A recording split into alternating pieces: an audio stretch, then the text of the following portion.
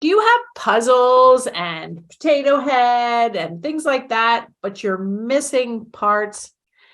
It's so frustrating. But today on this video blog, we are going to be talking about autism toys, toys that you can buy to help kids with autism or toddlers showing signs.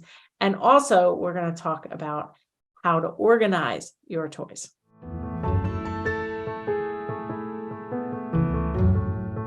Welcome back to another video. I'm Dr. Mary Barbera, autism mom, behavior analyst, and best-selling author. Each week, I provide you with some of my ideas about turning autism or signs of autism around. So if you haven't subscribed to my YouTube channel, you can do that now. Today, we're sharing a short excerpt from podcast 235, all about toys that you can get or gather for kids with autism and toddlers showing signs. Let's get to that. So a lot of the toys we're going to show are kind of baby toys. They're infant and toddler toys, maybe preschooler toys. And we can't expect kids to have pretend play skills, sharing abilities, turn-taking abilities like board games until they can talk or communicate, they can follow directions, they can touch body parts. There's so much language and joint attention. And so a lot of times we need to start with, well, we always want to start with an assessment, no matter what skill we're talking about. And lucky for you all is that I created, last year in 2022, I created a digital assessment that's 10 minutes long that will give you scores in 3 areas. We'll give you scores in self-care and daily activities like eating, sleeping, grooming, dressing. And they'll give you scores in language and learning skills. A little tiny piece of the language and learning skills is social skills and imitation and things like that, which are super important, as is language. I think people underestimate the importance of language when we're talking about social skills or play skills.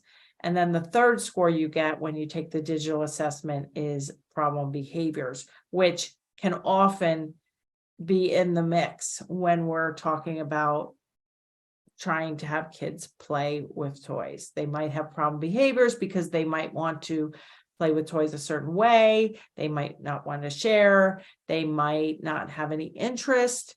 They might have interest in the baby toys, but not the toys that are appropriate to their age. So all in all, play and toys and social skills are just one piece of this whole big, circular situation we have going on. So cause and effect toys are really where we want to start. Kelsey, do you have anything to add about what I just said? Yeah, for the assessment piece, in addition to doing the digital assessment, which you should absolutely do, one of my favorite ways to assess toys is kind of following a child and see what they're doing when you're not, trying to play with them. Maybe they're doing a lot of dumping things, and we might get toys where we could dump. They might be doing a lot of taking apart or putting together. And so we might get toys like that. We also, when we do give them a new toy, say we just give them this and no parts, and maybe they start taking it apart, we would know when we introduce this toy, okay, maybe part of our play with this is going to be first putting it together before we put a ball down it. And so a lot of watching with toy play, just to see what's reinforcing to the child before we jump too far into, this is how you play with the toy and you must play with it this way. Because the most important thing to remember is play is supposed to be enjoyable. Right. Now that's an excellent point. And also to along the same lines is to have a couple different toys out and see which one they pick, because I recently did a keynote presentation in Minnesota for Finding Cooper's Voice, and I did 10 lessons, 10 key lessons, and my number one lesson was choices lead to happiness. And so if you have, this toy versus this toy, and the child even reaches for toy A or toy B, that's a preference, that's beginning a preference assessment. And so it's a really good thing to do. If you go into a doctor's office, well, they probably don't have any toys out in doctor's offices anymore, but when my kids were little, they did. Post-COVID, they probably locked all that down. But if you go into, a playroom, whether it's at somebody's house or in an office, you can also see what kind of toys really are best to start with. But the thing that we really want to start with almost always, if it's a child with very little language, we have more assessments in our online courses, like a language sample and videos, and assessing if they're at daycare or preschool or what the expectations are. I mean, there's more to it, but I think the number one type of toys we are promoting in our courses is cause and effect toys to start, because even little kids, and I should have looked up the age when cause and effect really start, but it's before age 1, where, like putting things in and they disappear, making balls go down a ramp, making, things kind of disappear, is really where most play with toys starts. So let's talk about cause and effect toys. Kelsey, do you have a cause and effect toy there that you can show and tell? Yeah, I do. Let's do the hammer and balls. Where's my hammer now? Here it is. So the one thing with cause and effect toys that I also like is they have a purpose. Giving kids who don't necessarily have the skills or imitation skills yet to copy you or to model what you're doing with toys, they may not have any idea. So when there's a purpose and there's this repetitive motion, that's a lot easier to learn.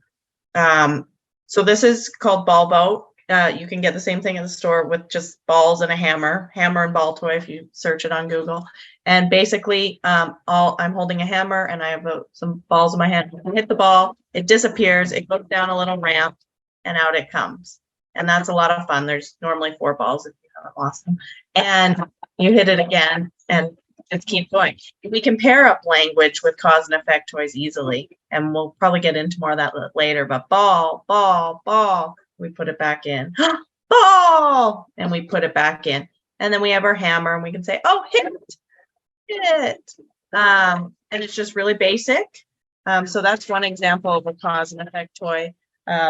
Other thing, even really young kids, even though this is an older toy, is you can play a form of peekaboo, because that's a really young baby game, but it's a cause and effect game, kind of like a Jack in the Box, where you hide things and you go, oh, knock, knock, open, it's a